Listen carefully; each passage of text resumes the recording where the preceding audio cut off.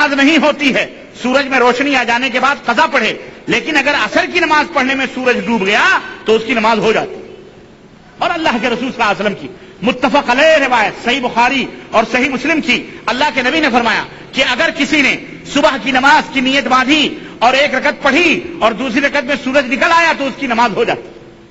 اور اسی طرح غروب نیت باندھی اس نے اور دن غروب ہو گیا، ایک رکعت پڑھنے کے بعد پوری نماز پڑھ لے اس کی نماز ہو جاتی۔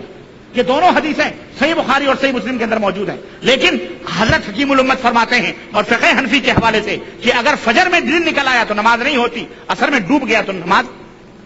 یہ کہاں ہے؟ یہ قرآن اور سنت کی، یہ حدیث رسول کے سراسر خلاف۔ آپ نے معراج ربانی کو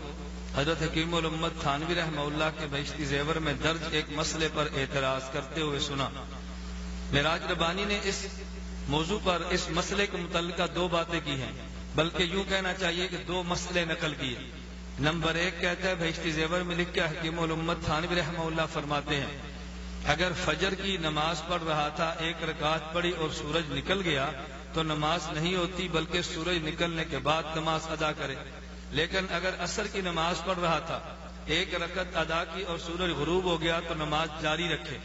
اس نے عصر کی نماز کو صحیح تسلیم کرتے اس کے خلاف کوئی گفتگو نہیں کی، البتہ فجر کی نماز کے متعلقہ مسئلے کو نقل کرنے کے بعد معراج ربانی نے کہا کہ یہ مسئلہ نبی کریم صلی اللہ علیہ وسلم کی حدیث سے مبارک کے خلاف ہے، یعنی گویا یہ کہنا کہ اگر فجر کی ایک رکعت پڑھ لی اور سورج نکل آیا تو نماز روک دے اور نماز نہ پڑھے بلکہ سورج نکلنے کے بعد پڑھے، یہ حدیث پیغمبر کے خلاف ہے۔ جس قدر بددیانتی اور خیانت کی بات ہے، حکیم الامت تھانوی کے مسئلے کو نقل کر کے فقہ حنفی کا مسئلہ کہنا، پھر اس مسئلے کو سنت کے خلاف کہنا، تاثر وہ یہ دے رہا ہے کہ حکیم الامت تھانوی رحمۃ اللہ علیہ نے جو فقہ حنفی کے مسئلے نقل کیے وہ حدیث پیغمبر صلی اللہ علیہ وسلم کے خلاف ہے۔ حکیم الامت تھانوی رحمۃ اللہ علیہ نے اگر مسئلہ یہ بیان کیا کہ ایک رکعت پڑھ لی اور سورج نکل گیا تو نماز چھوڑ دے، نماز نہ پڑھے، اگلی رکعت نہ پڑھے، یہ حدیث پیغمبر کے خلاف نہیں ہے،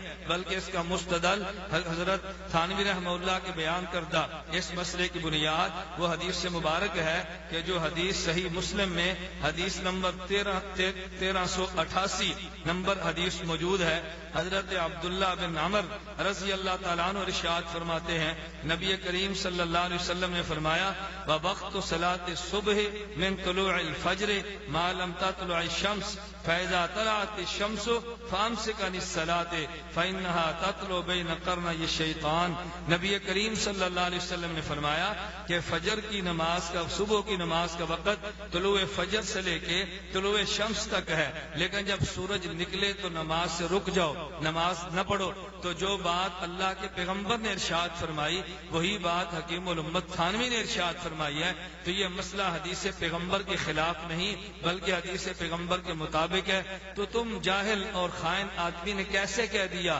کہ یہ مسئلہ حدیث پیغمبر کے خلاف ہے؟ میں کہتا ہوں یا تو شخص جاہل ہے، اس کے علم میں وہ حدیث مبارک صحیح مسلم کی موجود نہیں جو حکیم الامت تھانوی کے مسئلے کی دلیل ہے، یا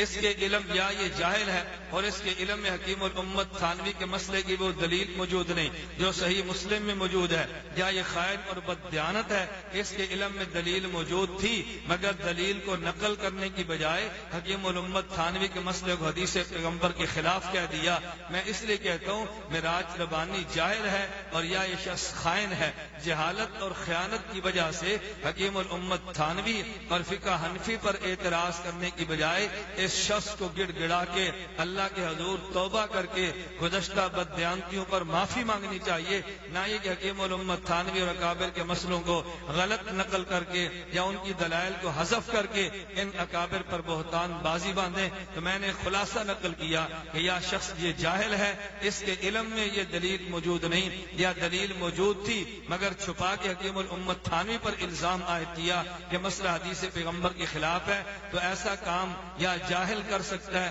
یا خائن کر سکتا ہے۔ اللہ ہم سب کو علم کی نعمت عطا فرمائے، جہالت سے محفوظ رکھے، امانت کی دولت عطا کر کے خیانت اور بددیانتی سے محفوظ رکھے۔ سنو آگے بڑھو۔